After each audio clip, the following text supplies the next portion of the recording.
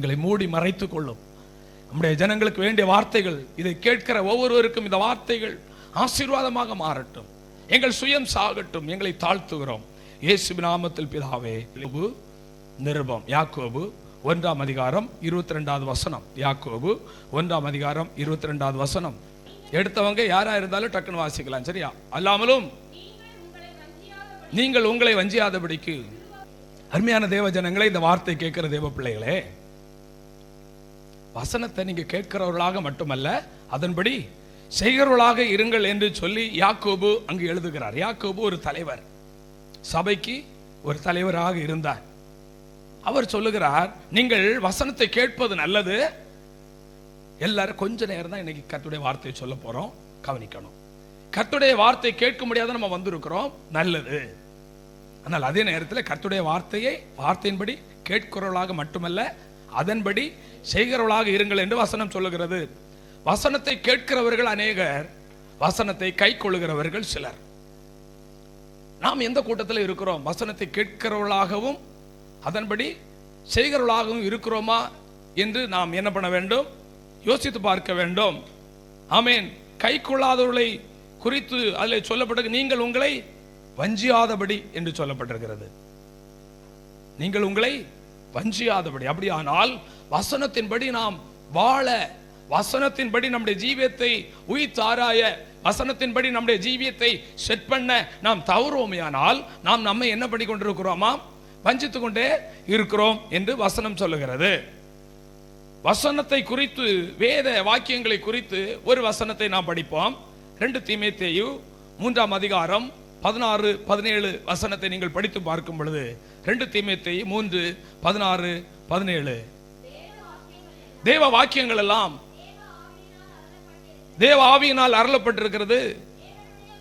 தேவனுடைய மனுஷன் தேறினவனாகவும் எந்த நற்கிரியையும் செய்ய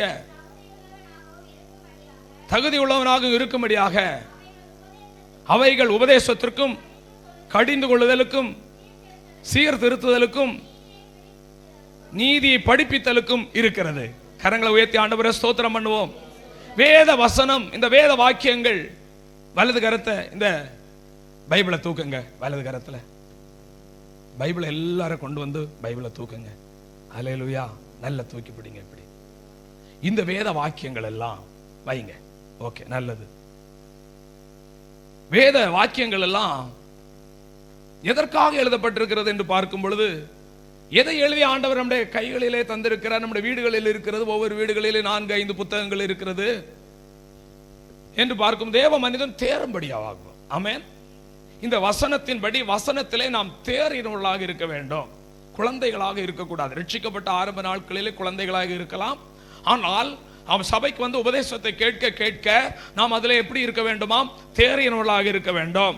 இரண்டாவதாக, நற்கிரியைகளை செய்யும்படியாக, எந்த நற்கிரியைகளையும் செய்யும்படி வேதத்தை படிக்க படிக்க நம்முடைய வாழ்க்கையில நாம் நற்கிரியைகளை செய்கிறவர்களாக மாறுவோம்.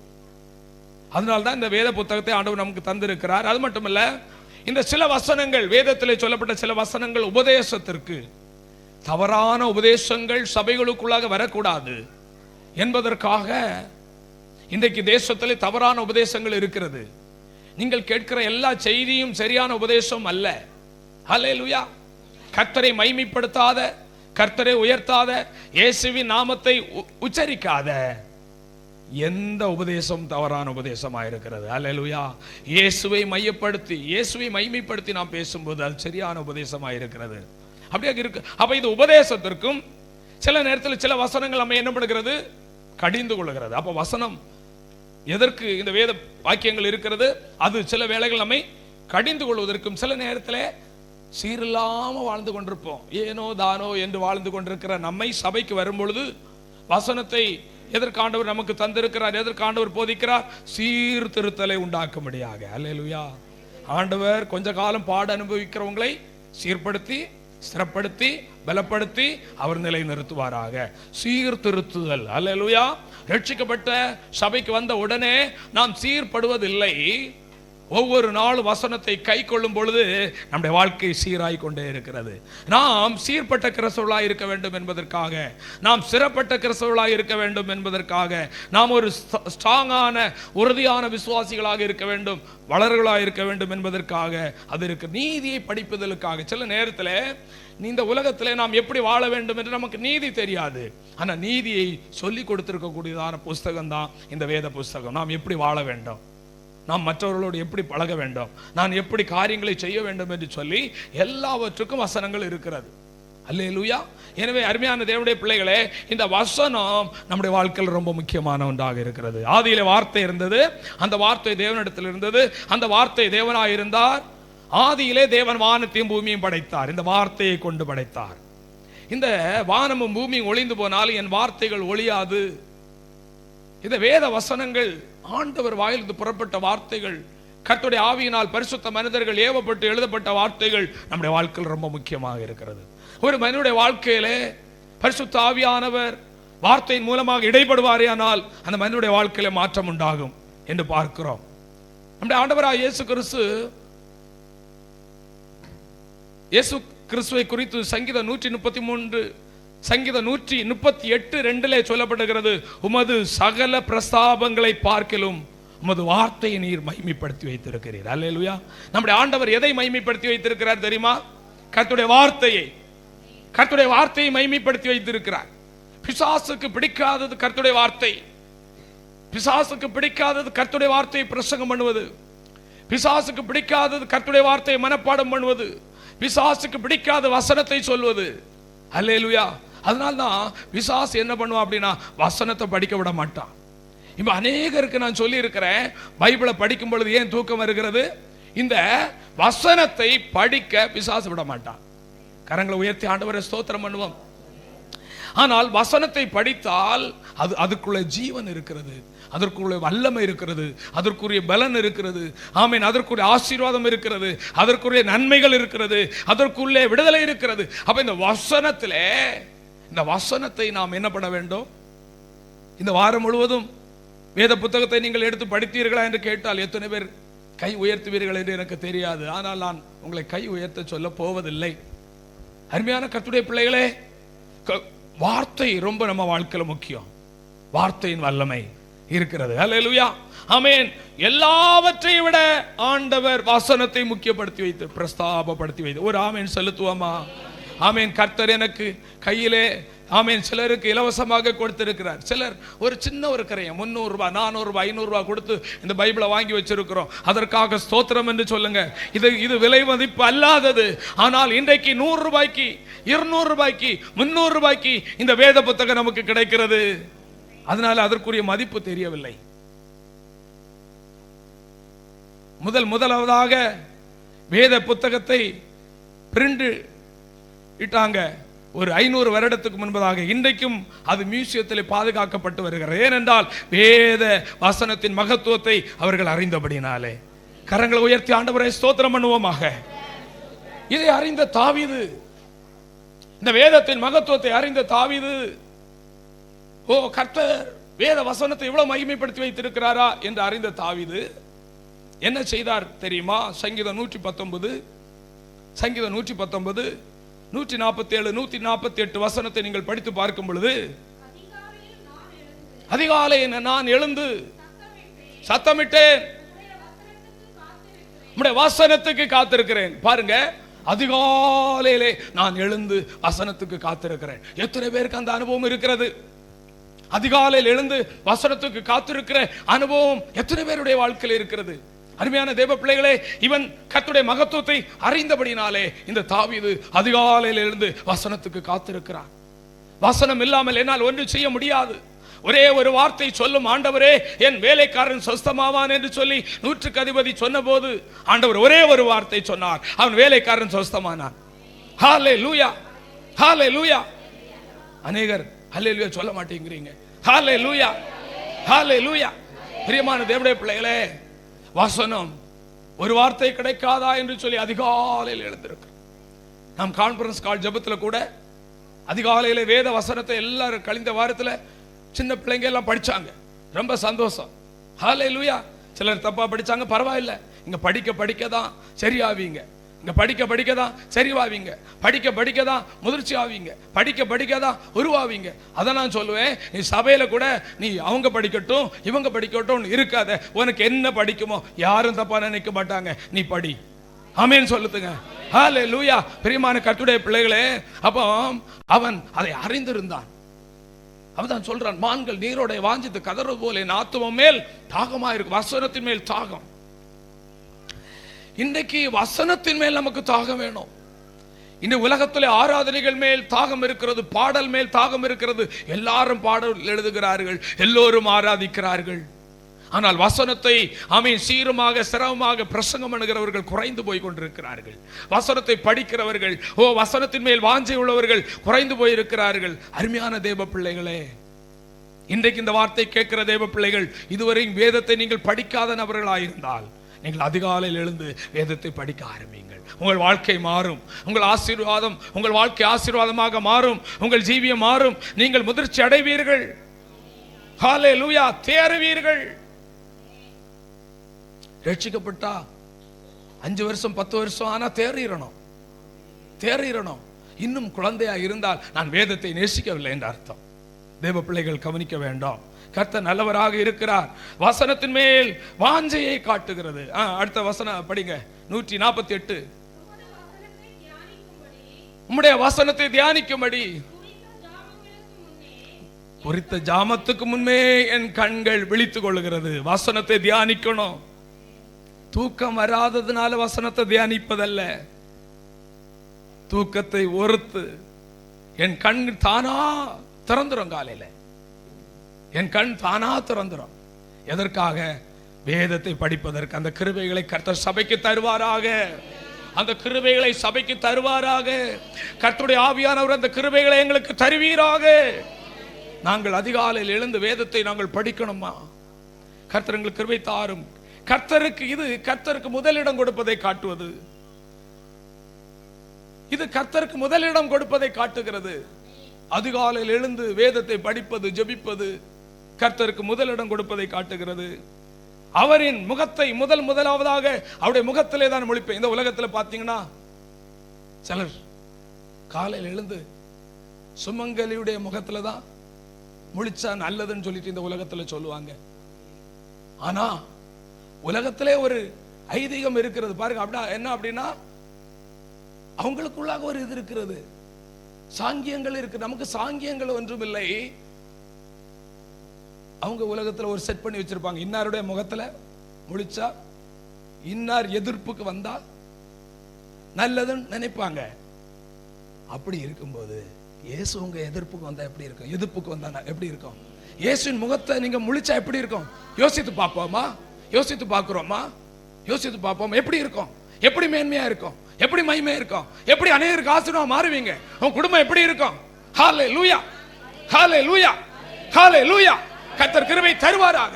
காலையில நீ எழுந்த உடனே அவருடைய முகத்தை பார்ப்பேன். அவருடைய முகத்தை பார்க்காம நான் எங்கும் போக மாட்டேன். அவருடைய வார்த்தை கிடைக்காம நான் எங்கும் போக மாட்டேன். அந்த கிருபை ஆண்டவர் எனக்கு தருவாராக. காலையில் எழுந்த உடனே பலர் டிவி பார்ப்பாங்க.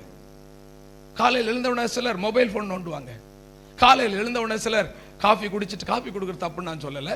காலையில் எழுந்த உடனே ஃப்ரெஷ் ஆகிறதுக்கு காஃபி குடிக்கிறது, டீ குடிக்கிறது. டீ காஃபி நல்லதுன்னு நான் சொல்லலை. ஆமென்.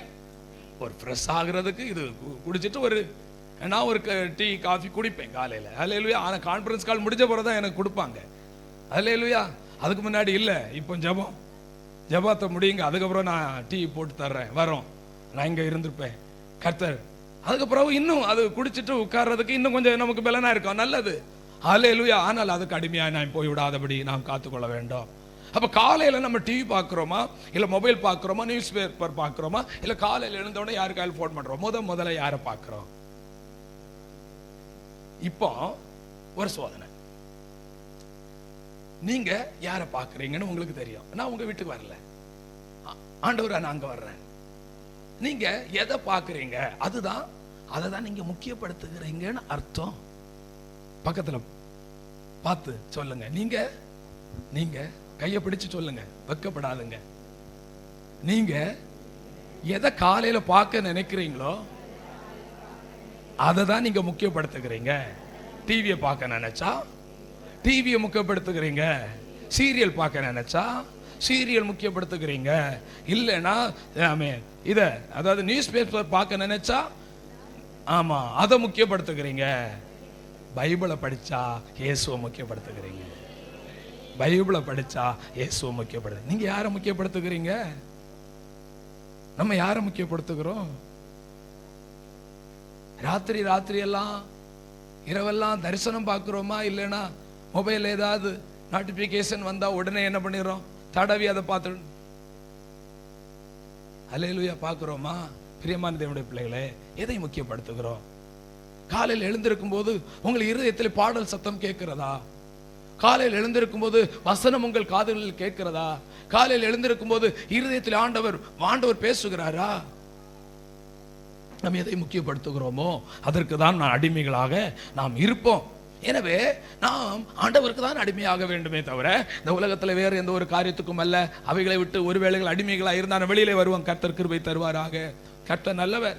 எரேமியா 15:16 சொல்லும் போது, உம்முடைய வார்த்தைகள் கிடைத்தவுடன் அதை ஆசையோடு உட்கொண்டேன், அவைகள் என் வாழ்க்கையிலே சந்தோஷத்தை மகிழ்ச்சியும் தந்தது என்று எரேமியா எழுதுகிறார்.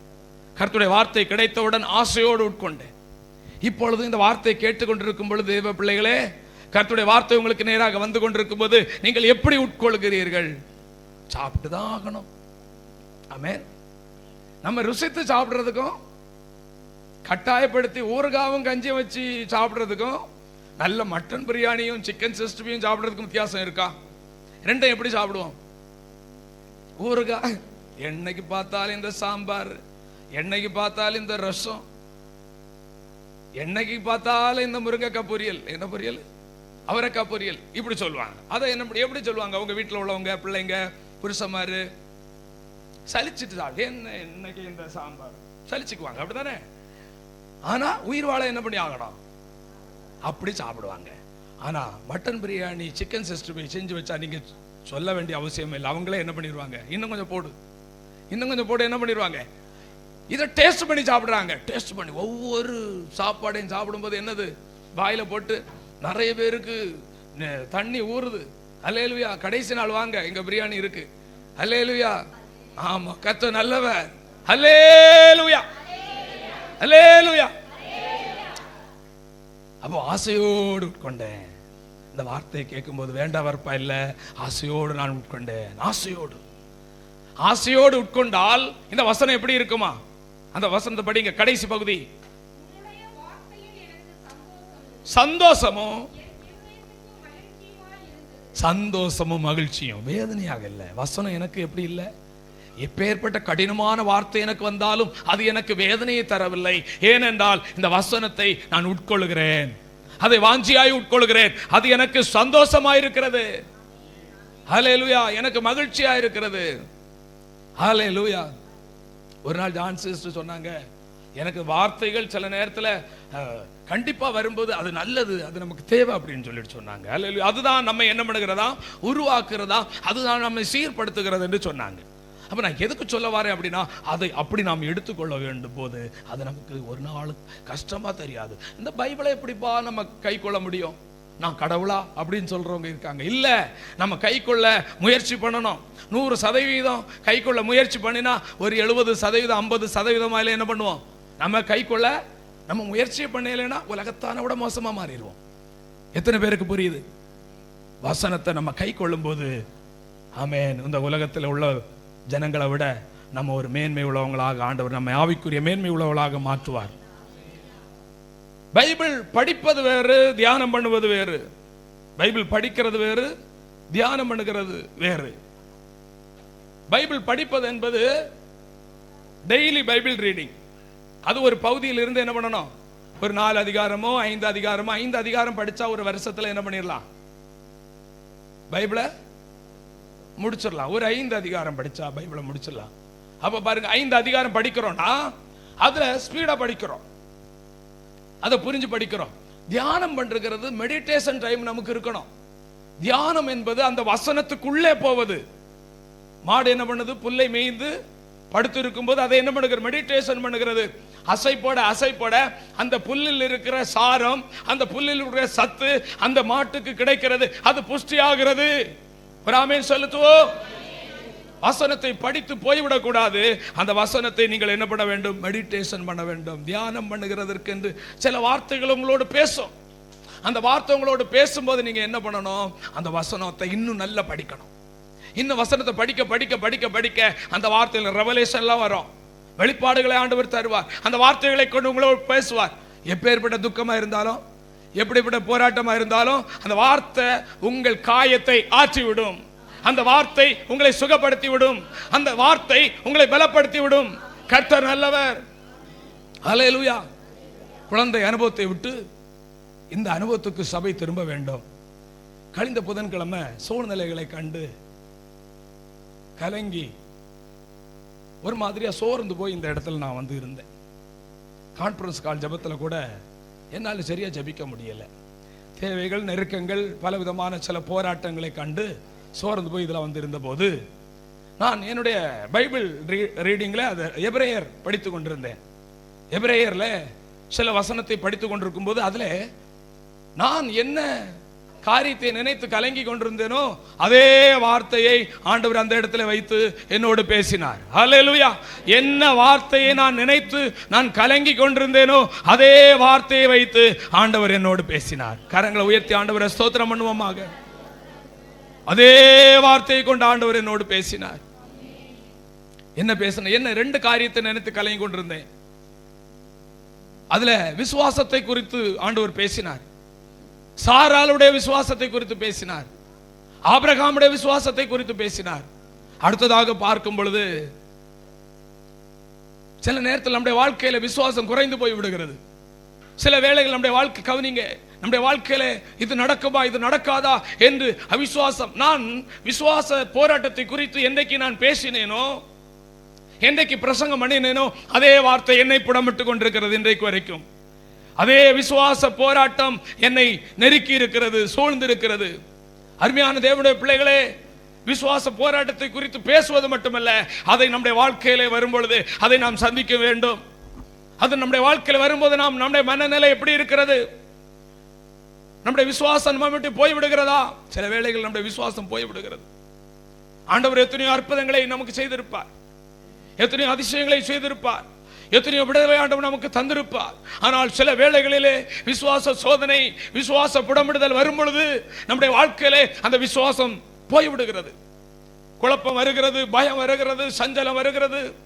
ஐயோ நான் என்ன செய்வேன், நாளைக்கு நான் என்ன செய்வேன், எதிர்காலத்தை குறித்த ஒரு பயம், திகில் நம்மை பிடிக்கிறது.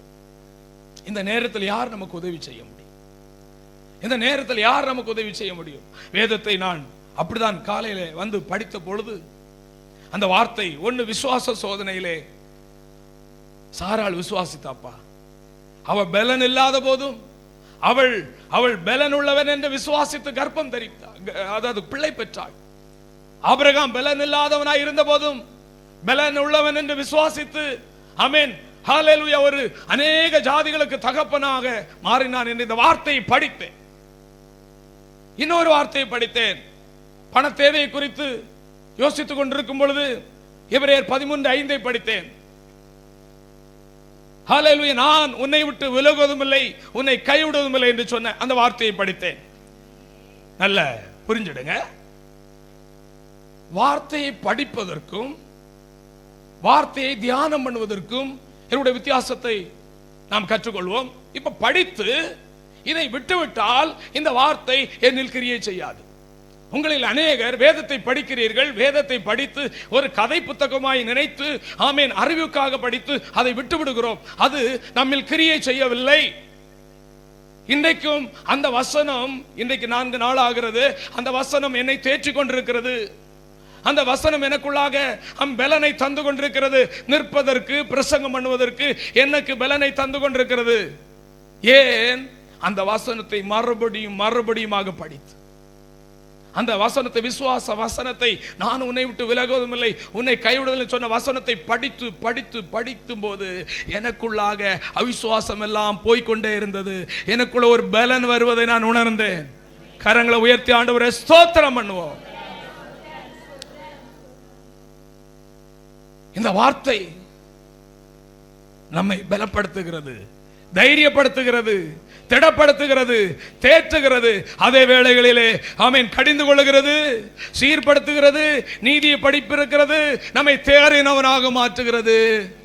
எப்பொழுதும் வார்த்தை நம்மை அடிக்காது, எப்பொழுதும் குத்தாது, எப்பொழுதும் கண்டிக்காது. நாம் தவறு செய்தால் வார்த்தை நம்மை அடிக்கும், கண்டிக்கும், குத்தும்.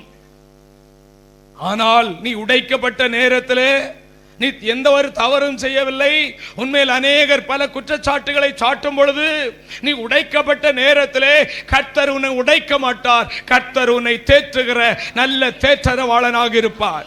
அவர் ஒரு தேற்றுகிற தேற்றரவாளனாக இருப்பார். எனவே அருமையான தேவ பிள்ளையே, இன்றைக்கு சபைக்கு ஆண்டவர் சொல்லுகிற வார்த்தை என்ன? நீ அதிகாலையில் எழுந்து நீ எந்த பிரச்சனையில் இருந்தாலும், எந்த போராட்டத்திலே நீ சிக்கி இருந்தாலும், நீ அதிகாலையில் எழுந்து தாகத்தோடு ஆண்டவர் என்னோடு பேச மாட்டாரா என்று சொல்லி நீ வேதத்தை படித்தால் வசனம் உன்னோடு பேசும். பேசுகிற வசனத்தை தியானம் பண்ணினால் ஆண்டவர் உன்னோடு இடைப்படுவார். நீ என்ன சூழ்நிலைகளையும் கடந்து போவதற்கு ஆண்டவர் உனக்கு பலனை தருவார்.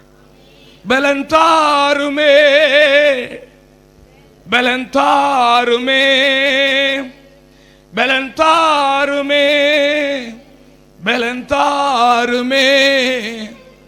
உம்பலத்தா எத்தனை பேர் பலன் எல்லாம் இருக்கிறீங்க? என்னை நிரப்பிடுமே உம்பலத்தால், என்னை நிரப்பிடுமே அப்பா. பலனில்லா நேரத்தில் புது பலன் தந்து என்னை நீ தாங்கிடுமே.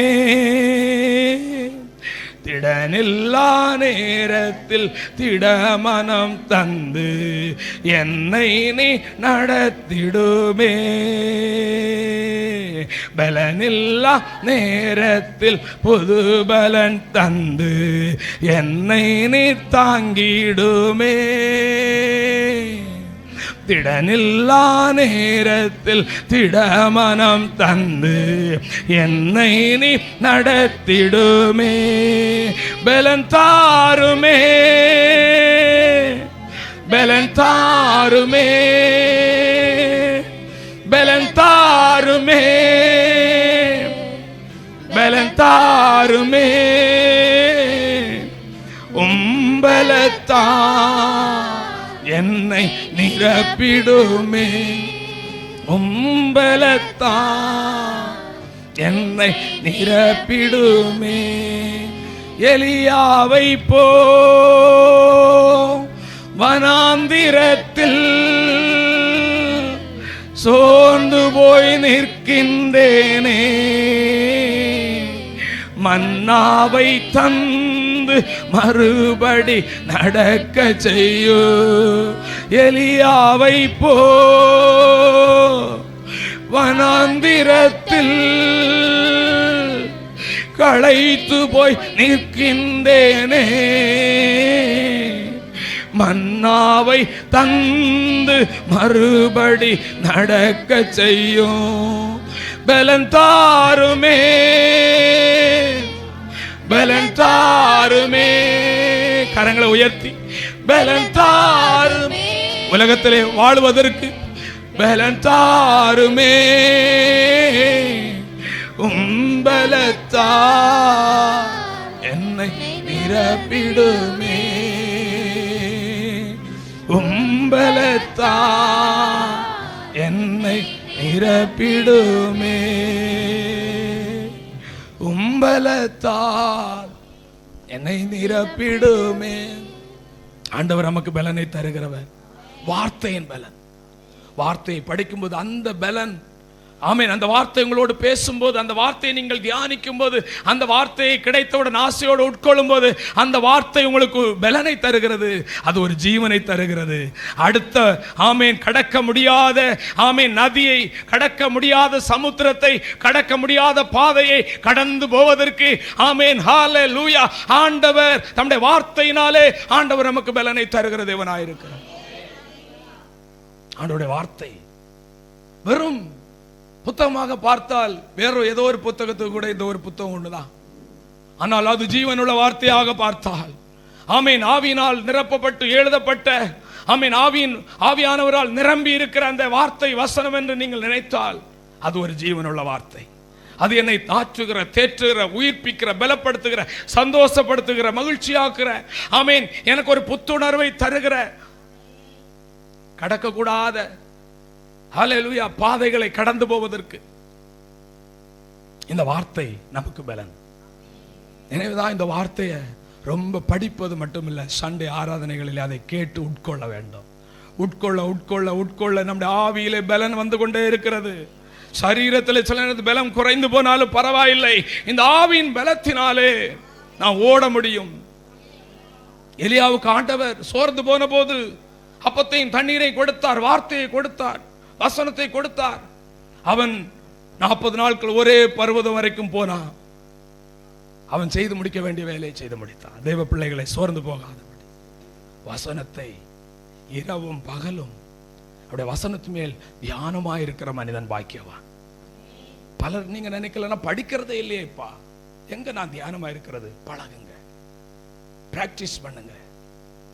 இந்த வார்த்தை தான் உங்களுக்கு ஜீவன். இந்த ஆண்டவர் நிச்சயமா நம்மை நடத்துவார். வசனம் சொல்லுகிறது வெளிப்படுத்தல் 1:3, வெளிப்படுத்தல் 1:3,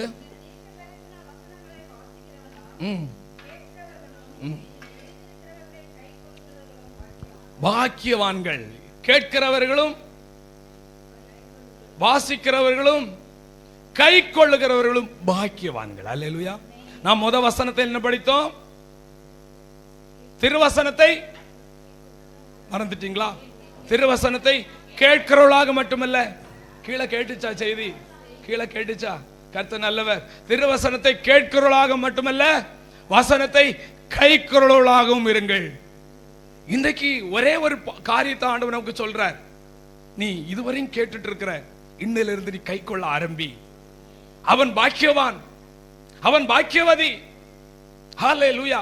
ஆண்டவரே, இனி நான் எத்தனை பேர் இந்த செய்தி நேரத்தில் ஒப்பு கொடுப்போம்?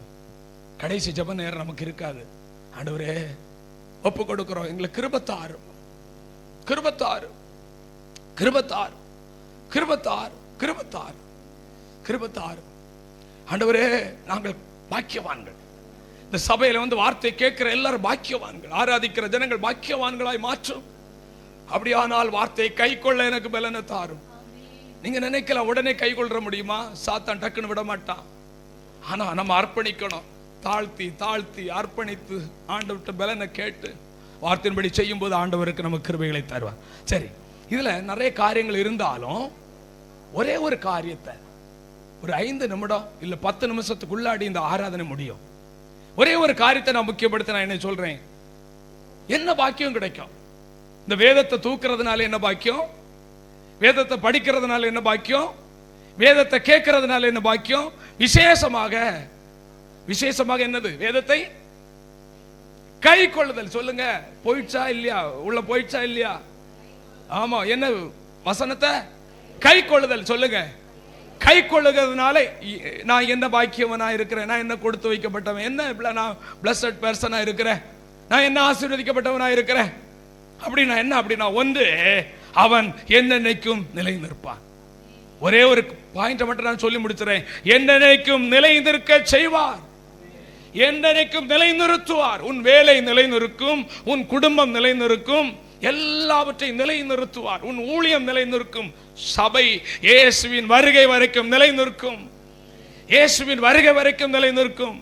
உங்க குடும்பம், உங்கள் பிள்ளைகள், ஆமென், ஹல்லேலூயா, நீங்கள் நிலை நிறுத்தப்படுவீர்கள். ஆண்டவர் நிலை நிறுத்துவார், கட்டுவார், நிலை நிறுத்துவார். கர்த்தர் வீட்டை கட்டாராயின் கர்த்தருடைய பிரயாசம் விருதா. ஆண்டவர் கட்டுவார். யாருடைய குடும்பத்தை கட்டுவார்? யாரை நிலை நிறுத்துவார்? வசனத்துக்கு பயந்து, ஐயோ நான் வசனத்தின்படி வாழலையே, இத்தனை காலங்களை நான் வசனத்தின்படி வாழாமல் காலத்தை தள்ளிவிட்டேனே. இல்லை, இனி நான் வசனத்துக்கு என்னை ஒப்பு கொடுப்பேன். இனி நான் என் வசனத்தின்படி வாழுவேன். இனி இந்த வசனத்தை நான் முக்கியப்படுத்துவேன். எல்லாவற்றை விட ஆண்டவரே சகல பிரஸ்தாபத்தை விட வசனத்தை முக்கியப்படுத்தி வைத்திருப்பாரே. ஆனால் நான் வசனத்தை முக்கியப்படுத்துவேன் என்று இன்றைக்கு நாம் ஒரு தீர்மானம் எடுத்தால் இனி வருகிற காலங்கள் உங்கள் வாழ்க்கையில நீங்கள் பாக்கியவான்களாக இருப்பீர்கள். உங்கள் குடும்பம் பாக்கியவான்கள குடும்பமாக இருக்கும். எத்தனை பேர் விசுவாசித்து நல்ல கரங்களை தட்டி ஆண்டவர் இந்த சபையை விசுவாசிகளை ஆண்டவர் அப்படி வைக்கப்படுவதற்காக ஸ்தோத்திர ஸ்தோத்திர. தாவீது வசனத்தை கைக்கொள்ளுகிற ஒரு மனிதன். அதை மட்டும் முடிச்சிரு. தாவீது வசனத்தை கைக்கொள்ளுகிற ஒரு மனிதன். நம்ம பார்த்தோம், வசனத்தை கைக்கொள்ளணுங்கிறதுக்காக காலையில் என்ன பண்ணா, அதிகாலையில் எழுந்து கர்த்தருடைய வார்த்தைக்காக காத்திருந்து தியானம் பண்ணி கொண்டிருக்கிறான். அப்படிப்பட்டதான மனிதனை பார்த்து ஆண்டவர் சும்மா விட மாட்டார். சும்மா விடவில்லை. என்ன சொன்னார் ஆண்டவர்? 2 சாமுவேல் 7:16 2 சாமுவேல் 7:16 என்ன சொன்னார்? உன் வீடும் உன் ராஜ்யமும் என்னைக்கும் எனக்கு முன்பாக ஸ்திரப்பட்டிருக்கும். ஸ்திரப்பட்டிருக்கும். உன் வீடும் உன் ராஜ்யமும் என்னைக்கும். உன் வேலை, உன் பிள்ளைகள், உன் குடும்பம் என்னைக்கும் வாழையடி வாழையாக இயேசுவின் வருகை மட்டும் நிலைநிற்கும்பா. நீ பயப்படாத, நீ கவலைப்படாத. நீ என் வசனத்தை கை கொண்டியே, அதிகாலையில் எழுந்தியே, என் வசனத்தின் மேல் வாஞ்சியா இருந்தியே, நான் உன்னை கைவிடுவேனோ? ஹல்லேலூயா. என்றைக்கும் நிலைநிற்கும். நாம் கழிந்த வாரத்தில் கூட ஒரு வசனத்தை பார்த்தோம். கர்த்தருடைய வசனத்தின்படி, கர்த்தருடைய சுத்தத்தின்படி செய்கிறவனோ என்றைக்கும் நிலைத்திருப்பான். ஆனால் கர்த்தருடைய வசனத்தின்படி நடக்கிறவன் என்றைக்கும் நிலைத்திருப்பான். ஒரு சக்தி உங்களை அசைக்க முடியாது. வசனத்தின்படி ஒப்பு கொடுத்து வசனத்தின் படி வாழுவேன். நான் வசனத்தின்படி தான் ஜீவிப்பேன். என் குடும்பத்தை வசனத்தின்படி தான் கட்டுவேன். என் வேலையை நான் வசனத்தின்படி தான் நான் செய்வேன். என் வாழ்க்கையில் இருக்கக்கூடியதான வேண்டாத காரியங்கள் எல்லாம் வசனத்தின்படி ஒழுங்குபடுத்துவேன். ஆமேன். சீர்படுத்துவேன். ஆமேன். நான் இதுவரை நீதியை அறிந்தவனாக இருந்தும் நீதியை செய்யாமல் இருந்திருக்க, இனி நீதி செய்வேன், நியாயம் செய்வேன் என்று தீர்மானிக்கும் போது நிச்சயமாய் ஆண்டவர் கைவிடுகிற தேவன் அல்ல.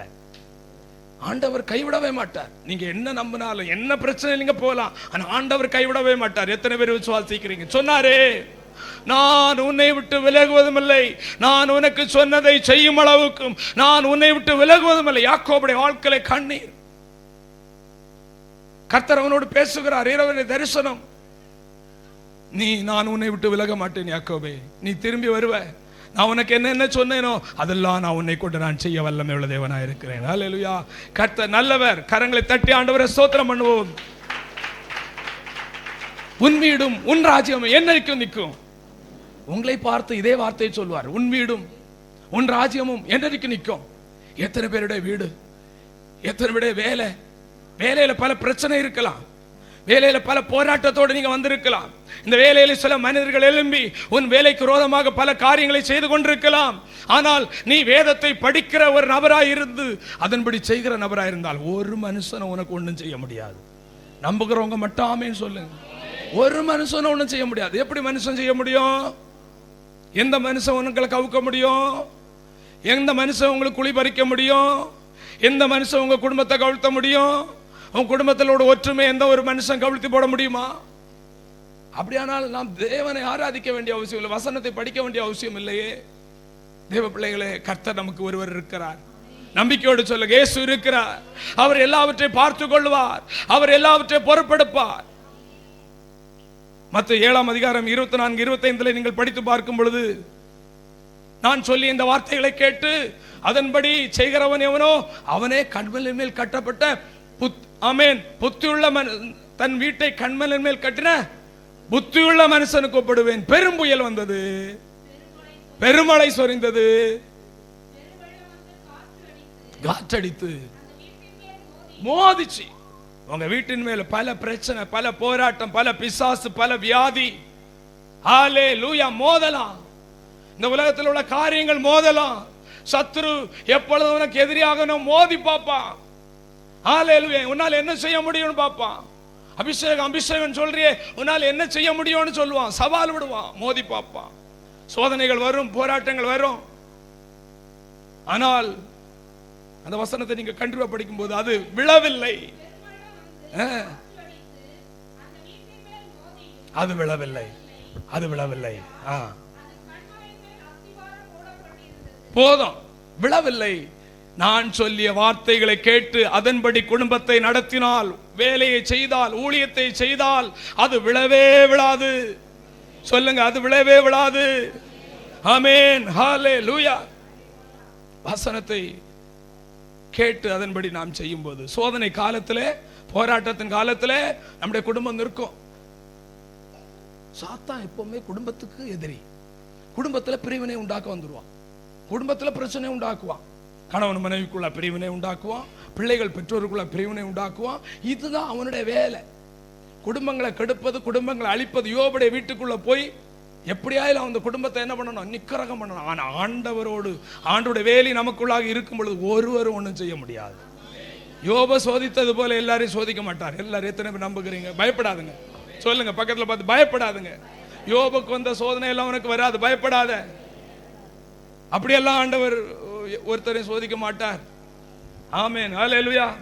10 பிள்ளைகளும் ஒரே நேரத்தில் செத்து, அப்படியெல்லாம் ஒன்றும் நடக்காது. சொல்லுங்க, எங்கள் ஆண்டவர் அப்படி செய்ய மாட்டார். கர்த்தர் நல்லவர். சோதனை காலத்தில், போராட்டத்தின் காலத்தில் கர்த்தர் நமக்கு உதவி செய்வார். மத்தேயு 26:41 அதான் சொன்னார். நீங்கள் சோர்ந்து போகாதபடி, விழித்திருந்து சோதனைக்கு உட்படாதபடி விழித்திருந்து என்ன பண்ணுங்க? ஜெபம் பண்ணுங்கன்னு சொன்னார். ஜெபம் பண்ணுங்கன்னு யார் சொன்னது? ஜெபம் பண்ணுங்கன்னு யார் சொன்னது?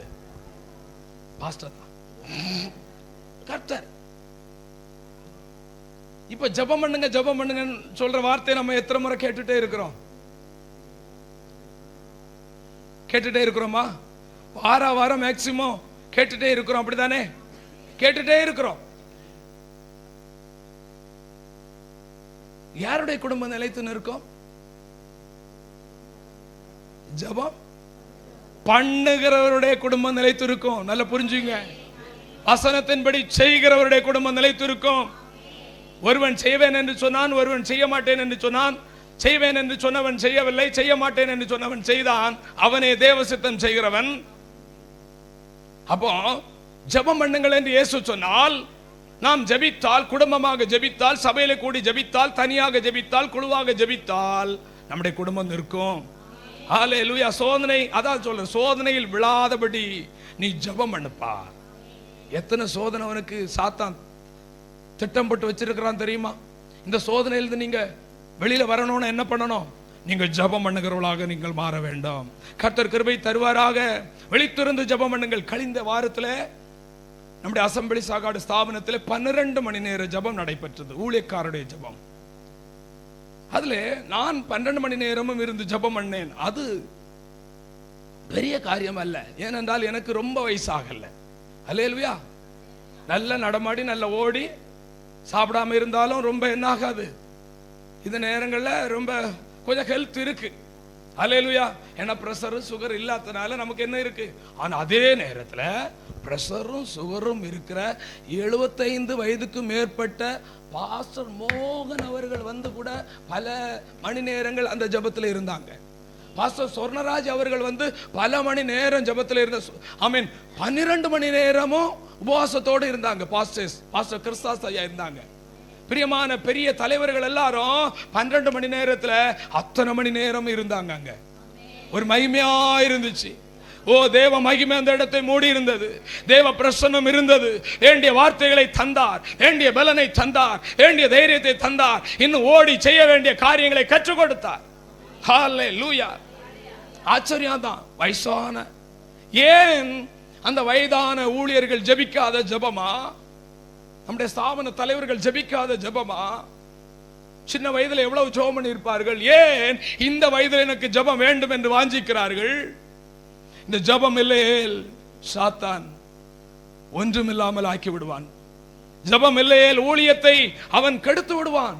ஜெபம் இல்லையே குடும்ப ஜீவியத்தை கெடுத்து விடுவான் என்று அறிந்தார்கள். ஏனென்றால் இயேசு சொல்லி போனார், எப்பொழுது ஜெபம் பண்ணுங்கள், விழித்திருந்து ஜெபம் பண்ணுங்கள், இடைவிடாமல் ஜெபம் பண்ணுங்கள், காத்திருந்து ஜெபம் பண்ணுங்கள், உபவாசித்து ஜெபம் பண்ணுங்கள், இரவெல்லாம் ஜெபம் பண்ணுங்கள். இயேசுவும் செய்தார். இயேசுவும் செய்தார். செய்ய முடியாதது ஒன்றுமில்லை, ஜெபிக்க முடியாத ஒன்றுமில்லை. ஆமென். நாம் செய்ய முடியாததை அவர் சொல்லுகிறவர் அல்ல. நல்ல கரங்களை தட்டி என்னை மாற்றும், என்னை மாற்றும், என்னை மாற்றும். எனக்கு ஆச்சரியமா இருந்தது. இவ்வளவு முதிர்ச்சியான ஊழியர்கள் 12 மணி நேர ஜெபத்தை இருந்தார்களே. ஹல்லேலூயா. ஜெபம் வேற ஒண்ணும் இல்லை, பணபலம் அல்ல, மாம்ச பலம் அல்ல. ஜெபம் நம்மை நிற்க வைக்கும், சத்துருக்களை ஜெயிக்க வைக்கும், பிசாசுகளை ஜெயிக்க வைக்கும். பிசாசு வர முடியாது. ஹல்லேலூயா. கர்த்தர் நல்லவர். லூக்கா புத்தகத்தில் நம்ம படிக்கிறோம், அந்த வசனத்தை மட்டும் படிச்சு முடிப்போம். ஒண்ணு மட்டும் நான் ஒரு இன்னைக்கு இருக்கக்கூடிய இளம் தலைமுறைகளுக்கு ஒரு சவாலான செய்தி சொல்ல போறேன். லூக்கா 2ஆம் அதிகாரம் 37வது வசனம். பிள்ளைங்க எல்லாம் கவனிக்கணும், பிள்ளைங்க எல்லாம் கவனிக்கணும். லூக்கா 2:37. அதாவது 84 எத்தனாவது வசனம்? லூக்கா 2:37. 84 வயது உள்ள விதவை, கவனிங்க, தேவாலயத்தை விட்டு நீங்காமல் இரவும் பகலும். எத்தனை வயசு உள்ளவங்க? 84 வயசு உள்ளவங்க. இரவும் பகலும் தேவாலயத்தை விட்டு நீங்காமல். இரவும் பகலும் எத்தனை மணி நேரம்? 12 + 12 24. பகல் மட்டுமல்ல, இரவும் பகலும் 24 மணி நேரம் எப்படி இருந்தாங்களா? ஜெபம், உபவாசம், ஆராதனை. ஜெபம், உபவாசம், ஆராதனை. ஜெபம், உபவாசம், ஆராதனையிலே இருந்தார்கள். எத்தனை வயது உள்ளவர்கள்? சவாலான செய்தி என்ன என்றால், நம்மில் எத்தனை பேருக்கு 84 வயது ஆகிவிட்டது? யாராயிலும் 84 வயது ஆனவங்க இருக்கிறீங்களா? இல்ல. 80 ஆனவங்க இருக்கிறீங்களா? இல்ல. 75 ஆனவங்க இருக்கிறோமா? இல்லை. அப்படியானால் நாம் எவ்வளவு அதிகமாக ஜெபிக்கணும்? சரி, 50க்கு மேல போட்டுங்க. இப்ப 50க்கு கீழே இருக்கிறவங்க யாரெல்லாம் இருக்கிறீங்க? 50 வயசு என்ன எனக்கு ஆகலைன்னு சொல்றவங்க எத்தனை பேர் இருக்கிறீங்க? வயசை பார்த்து நீங்க பயப்படாதுங்க. சினிமா நடிகரை போல நமக்கு ஒன்றும் யாரும் சர்டிஃபிகேட் தர வேண்டிய அவசியம் இல்லை. நான் என்ன கேட்டேன், 50 வயசுக்கு குறைவானவங்களுக்கு இன்னைக்கு ஒரு சவாலான செய்தி உங்களுக்கு சொல்லி அனுப்புறேன். கர்த்தருடைய ஆவியான சொல்றேன். 50 வயதுக்கு குறைவானவங்க உங்களுக்கு எல்லாம் கொஞ்சம். 50 வயதுக்கு குறைவானவங்க யாரெல்லாம்? சிலருக்கு தூக்கணுமா? வயசை குறைச்சி என்னப்பா பிரயோஜனம்? என்ன பண்ண போற? 50 வயதுக்கு குறைவானவங்க இப்படி தூக்குங்க, வலது கரத்தை மட்டும். 1 2 நல்லா தூக்கு தம்பி, கல்யாணம் ஆகாத. 1 2 3 4 5 6 7 8 9 10 10 பிள்ளைங்களை நான் அப்புறம் சொல்றேன். 10 11 12 13 ஐயா, இவ்வளவு பேர். அப்ப சபையில மெஜாரிட்டி யாரு? 50 வயதுக்கு குறைவான். அப்போ நீங்க ஒரு சவாலா எடுக்கணும். என்ன சவாலா எடுக்கணும்? இந்த தாயாருக்கு ஜெபத்தின் மேல இருந்த வாஞ்ச, நம்முடைய ஸ்தாபன தலைவர்களுக்கு ஆமென் ஜெபத்தின் மேல இருக்கிற இன்னைக்கு வாஞ்ச, 75 வயது 72 வயது 70க்கு மேல உள்ளவங்க எல்லாம் ஆமென் 12 மணி நேரம் ஜெபம் பண்ண அந்த ஒரு வாஞ்ச எனக்குள்ள இருக்கா? ஏன் அவங்க எல்லாம் ஜெயித்தாங்க? வேதத்தில் உள்ளவங்க எல்லாம் ஜெயித்தாங்க. பவுல் ஏன் ஜெயித்தார்? இயேசு ஏன் ஜெயித்தார்? ஆமென். ஊழியர்கள் ஏன் ஜெயித்தார்கள்? நம்முடைய ஸ்தாபன தலைவர்கள் எல்லாரும் ஏன் ஜெயித்தார்கள்? பெரிய சபைகளை எல்லாம் கட்டி வைத்திருக்கிற ஏன் ஜெயித்தார்கள்? ஜெபம். சொல்லுங்க, ஜெபம். சொல்லுங்க. சாத்தா வந்திருப்பானா? போராட்டம் வந்திருக்குமா? வராதா? பிரச்சனை வந்திருக்குமா? உபத்திரம் வந்திருக்குமா? கஷ்டம் வந்திருக்குமா? பட்டினி வந்திருக்குமா? பாடு வந்திருக்குமா? எல்லாம் வந்திருக்கும், எல்லாம் வந்திருக்கும். ஜெபிக்க வைத்தது என்னது? அந்த ஜெபம், அந்த ஜெபம், அந்த ஜெபம். பிரியமான கர்த்தருடைய பிள்ளையே, எத்தனை காலங்கள் 50க்கு மேல போனா ஜெபிக்க முடியாது, சுகர் பிபி வரும். ஆனா இந்த காலத்துல நான் என்னை ஜெபிக்க ஒப்பு கொடுக்கிறேன் என்று சொல்லுகிறவர்கள் மட்டும், அவங்க மட்டும் எழுந்து நிக்க கேட்கிறேன். அவங்க மட்டும் எழுந்து நிக்கிற கேட்கிறேன். ஜெபிக்க, அதாவது ஜெபிக்க என்னை ஒப்பு கொடுக்கிறேன் என்று சொல்லுகிறவர்கள் மட்டும் எழுந்து நில்லுங்கள். எழுந்து நில்லுங்க, எழுந்து நில்லுங்க. ஹல்லேலூயா. ஜெப ஆவி ஊற்றுமையா, ஜெபிக்கணும் ஜெபிக்கணுமே, என்னில் ஜப ஆவி ஊற்றுமையா. கண்ணீரோடு சொல்லுங்க, ஜெபிக்கணும் ஜெபிக்கணுமே. உபவாசித்து உடலை ஒருத்து, உபவாசித்து உடலை ஒருத்து, ஒவ்வொரு நாளும் நான் ஜெபிக்கணுமே. ஒவ்வொரு நாளும் நான் ஜெபிக்கணுமே. ஜப ஆவி ஊற்றுமையா. கேளுங்க, ஜெபிக்கணும் ஜெபிக்கணுமே. என்னில் ஜப ஆவி மையா. தாகத்தோடு கேட்போமா? ஜெபிக்கணும் ஜெபிக்கணும். முழங்கால்கள் முழங்கால்கள் முடங்கணுமே. முழங்கால்கள் முடங்கணுமே. கண்கள் எல்லாம் குளமாகணும். என் கண்கள் எல்லாம் குளமாகணும். ஜப ஆவி ஊற்றுமையா. ஜெபிக்கணும் ஜெபிக்கணுமே. என்னில் ஜப ஆவி ஊற்றுமையா. ஜெபிக்கணும் ஜெபிக்கணுமே. ஸ்தோத்திர பலி விண்ணப்ப. கரங்களை தட்டி ஸ்தோத்திர பலி விண்ணப்ப ஜபம் என் நேரமும் நான் ஏறெடுக்கணும்.